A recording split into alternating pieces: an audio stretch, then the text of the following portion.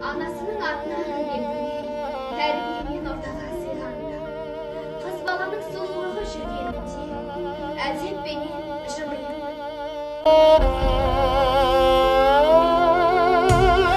Қазақ қызы намысым сыңғырлаған сезімдей, Айша бибі домалақ аналардың көзіндей, баян сұлу қыз жібек еңліктердің өзіндей, намысыңды ерлерім қорғас екен көзілмей. Мәншүгіммен әлиям жаудың бетін қайтарған, ләззатыммен сәбирам гүлім еді жайқалған, Фаризам мен Марфуғам елдің сөзін айталған, қазақ қызы ешкімнен кем түспейтін майталман. Ахо, аридай,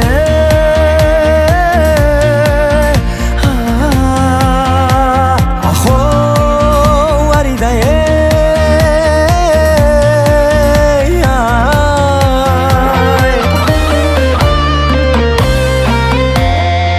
күләшіммен майрам бар осыдан біл анам кім, бибі гүл мен роза апам жоқ. Шара өте керемет әсер алыптың өз басын.